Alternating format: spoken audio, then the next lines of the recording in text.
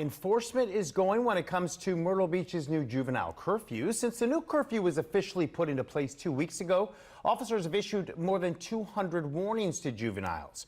Our Eric Richards spoke with city leaders who told him these are the kind of results they love to see. So I would say it's been going well.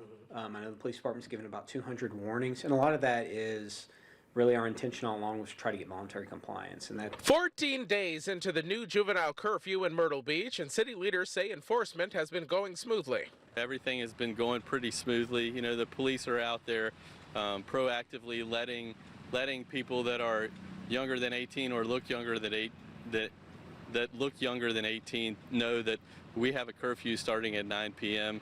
And generally they're getting compliance just by letting the people know that it's in effect.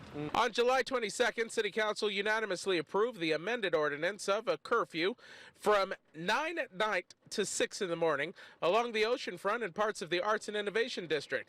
It was in response to violent crime involving young people. Talking to some of the business owners recently, positive feedback from them.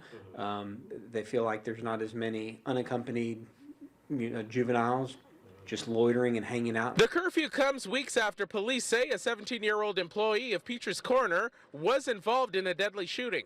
City leaders say that they know that this is not an end-all, fix-all for every situation or incident, but rather a step in the right direction in getting a handle on violence involving minors. I think it's a tool that we can be proactive.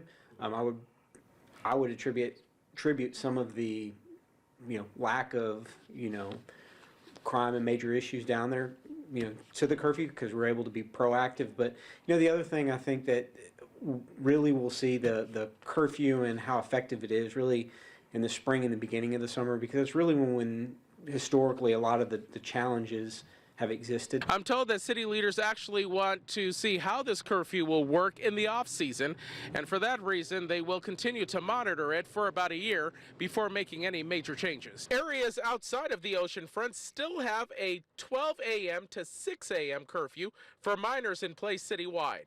In Myrtle Beach, Eric Richards, WMBF News.